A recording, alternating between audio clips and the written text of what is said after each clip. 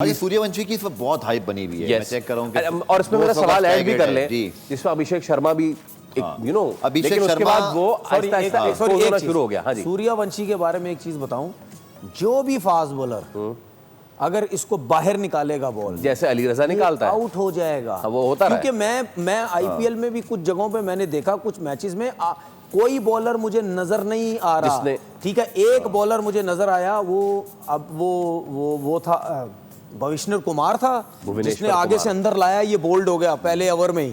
ठीक है, proper swing करने वाला, सीम करने वाला अगर बॉलर होगा, वो इसको नहीं रन करने देगा। सर सूर्यवंशी की इस वक्त जितनी परफॉर्मेंस है ना, वो इंडिया की उन विकेटों पर है जहां बहुत ज्यादा जो है वो रन्स बनते हैं और वहां पे विकेट है, हर कोई मारी जा रहा है। सर अभी उसका इंटरनेशनल डेब्यू तो होने दे दें। जी, अभी वो आईपीएल स्टार हैं, उनको आईपीएल स्टार ही समझें। मैं तो स्ट्रेट फॉरवर्ड बात बोलूंगा, ये इसलिए कि जो चीज़ अभी हमने देखी नहीं, एकदम से हो गया दूर के ढोल सुहाने।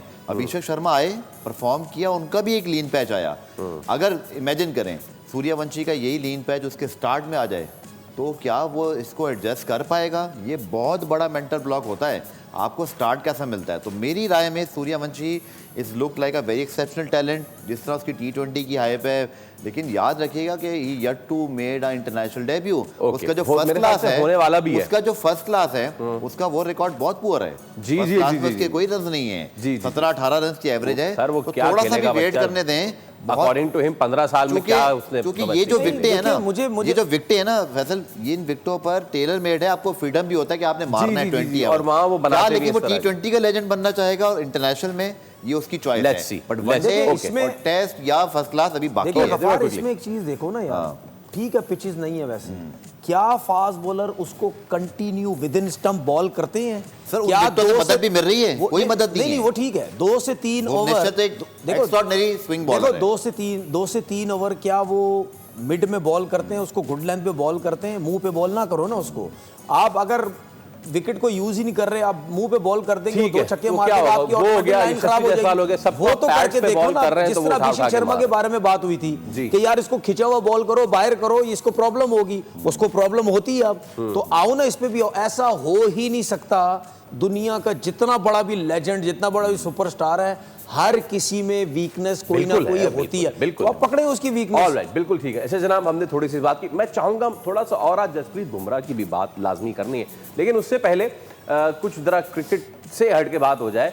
और ये जो फॉरेन प्लेयर्स आते हैं, फॉरेनर जितने प्लेयर आते हैं, बड़े शौक से पाकिस्तानी खाने खाते हैं, लेकिन कुछ जो है वो पाकिस्तान का खाना खा खा के जो है ना, वो बहुत ज्यादा बोर हो गए।